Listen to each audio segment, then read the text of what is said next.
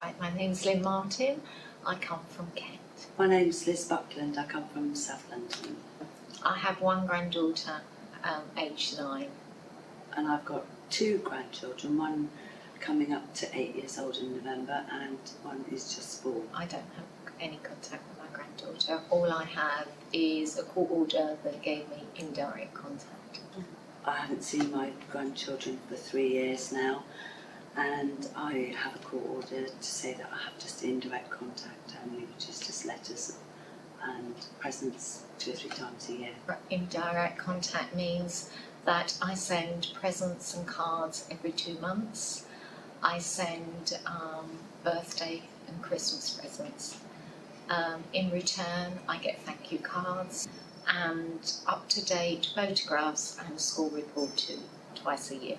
Even though the court order states that I should receive these items, I don't get them.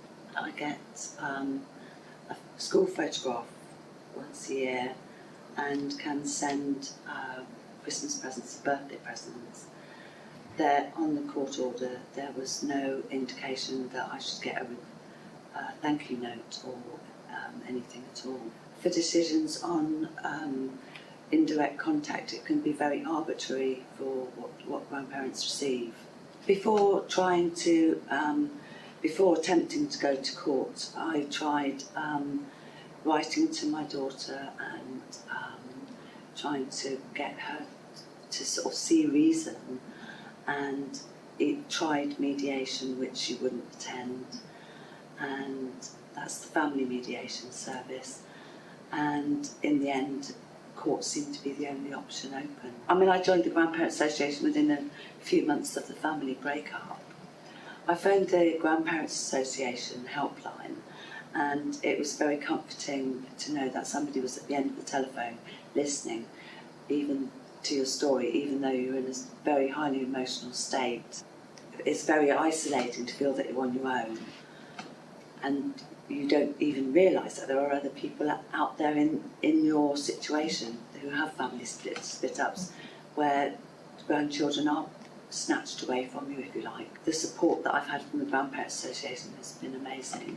When I felt comfortable with my emotions after the initial family split, I felt comfortable enough to be able to try and help other people and meet other people in the same situation. So I went on a training course for a help desk support line and met Lynn and do work occasionally on the helpline. I think I went on the website because I'd been to court so many times. In all, it's been 23 times. I wanted to support other people that were going through the same thing.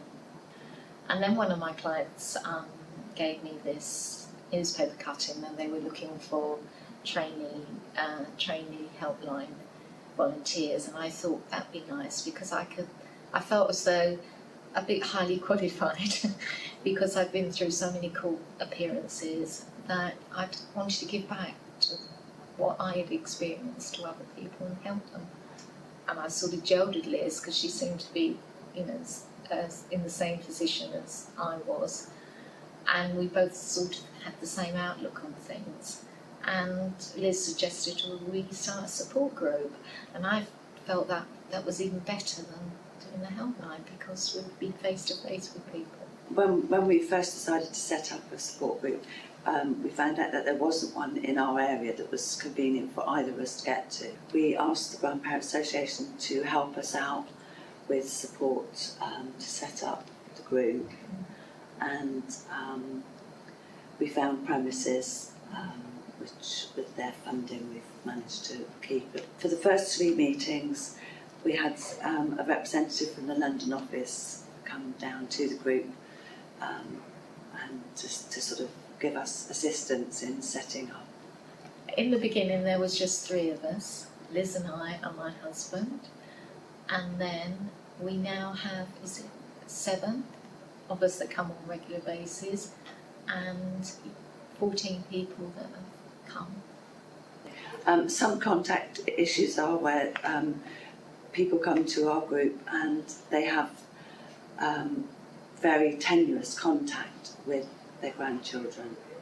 And we would always recommend that, however difficult they find that situation, to keep going, and rather than take further action, sort of like go to court or anything, because you find that that's more divisive to the family relationship, and actually pushes the gap further apart. In my case, I've been to court 23 times, and it is very costly. And I don't advise people to go down that route if they can avoid it. Communication from the word go, I think, would help, because these family feuds, if you do communicate, can be sorted out. Yeah, I definitely would advise, if you ever want to set up a support group, you have 100% backing from the Grandparents Association. They will support you. Grandparents Association provide you with training and support to run a group, but also it's vital to have that depth of advice that you can call on at any time. When contact is first denied, I think the best way forward is to communicate, and maybe a mediation session where you can talk your problems through and it doesn't get into the hands of the courts, which can make the matter far worse.